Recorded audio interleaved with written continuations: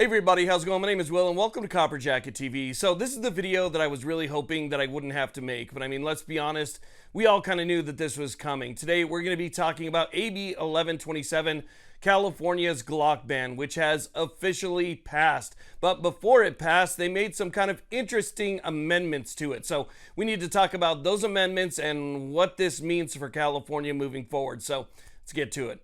Now, it doesn't matter what state you're in, New York, California, or any other state in between. If you're somebody who carries to defend yourself, make sure you check out the main sponsor of this channel, which is Attorneys on Retainer. With an Attorneys on Retainer membership in your back pocket, it's like having an attorney in your back pocket. If you're carrying and even if you have something in your home for your own defense, and heaven forbid you need to defend yourself, you could still be the one that ends up in handcuffs. But with that Attorneys on Retainer membership, you call the number on the back of the card, you talk to an actual attorney giving you instant attorney-client privilege, and they will be there to defend you through the entire process. They have an incredible program, online education, training, civil liability coverage, red flag coverage, and so much more. So if you guys are interested, go ahead and check out the link down below, and I'll also have some discounts down there for you as well. Okay, so let's go ahead and talk about what's going on here. So like I said in the beginning, California's AB 1127, also known as the quote-unquote Glock ban, even though it doesn't mention anything about that specific brand in the bill, has officially passed the California State Legislature and is on its way to the governor's desk. Now, this all happened pretty fast. As a matter of fact, it was last Friday that it passed the Senate. So it's already made its way through the Assembly.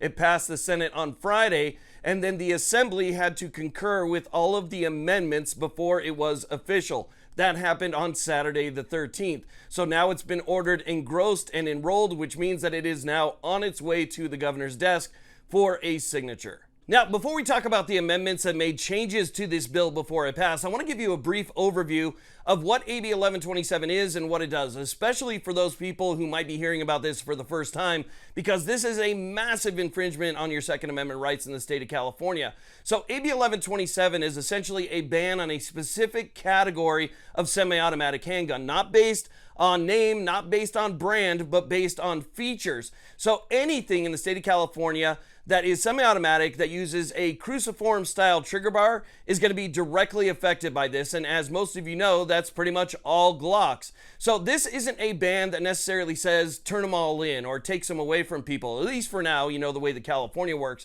What this does is it bans them in the future. So they're going to be kicked off the roster. They're not going to be available in the state anymore. You're just not going to be able to get them. Now, obviously, we know that it affects directly that one brand, but it also affects anything that's a clone or anything that uses a similar system. So with that being said, let's go ahead and talk about these amendments. Okay, so here's the latest amendment right here where it says existing law, subject to certain exceptions, generally makes it an offense to manufacture or sell an unsafe handgun as defined, and requires the Department of Justice to compile a roster listing all the handguns that have been tested and determined not to be unsafe. Existing law establishes criteria for determining if a handgun is unsafe, including for firearms manufactured after a certain date and not already listed on the roster, the lack of a chamber load indicator and a magazine disconnect mechanism.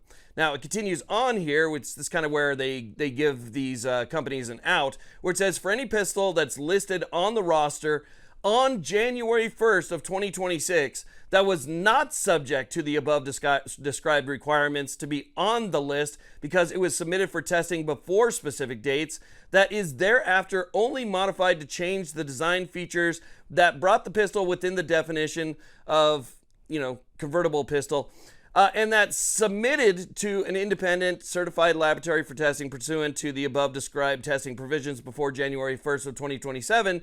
This bill would authorize that the pistol to be submitted for testing and added to the roster without meeting those requirements. So basically what they're saying is that for anything that has been grandfathered on the roster, so it's been on the roster before the MDM and the LCI were necessary to get on the roster and have been affected by this bill and therefore kicked off the roster, if the company makes changes that make it no longer convertible, they can get back on the roster without adding an LCI or an MDM at that point. So they would basically have to resubmit it, showing that it falls, I guess, within compliance of the new rules under 1127, and then that would be put back on the roster if it was then approved, even without those extra features like the magazine disconnect and stuff like that. So again, basically what they're saying is, we'll kick you off, but then we'll allow you to make changes and you'll have to resubmit it, but then we'll allow you on without these extra features, which we all know is not going to happen. Now, for those people wondering when this absolute disaster is going to take effect, that's actually one of the amendments that was just recently added. So we didn't actually know the effective date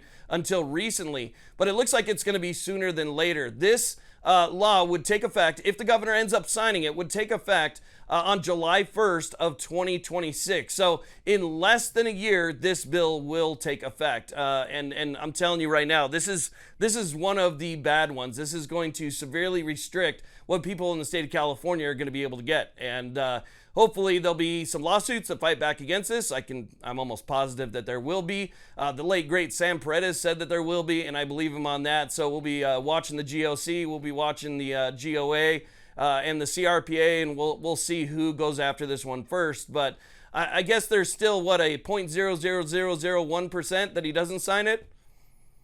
I guess that would be the only maybe hope that we would have. But still, it's such a small fraction of a percentage. I think that he's going to sign it. So, but we'll see what happens. We'll follow it until he does, and I'll let you guys know if he does. I want to thank you all very much for watching. I really do appreciate it. If you haven't done so already, consider hitting that subscribe button. Y'all have a great day.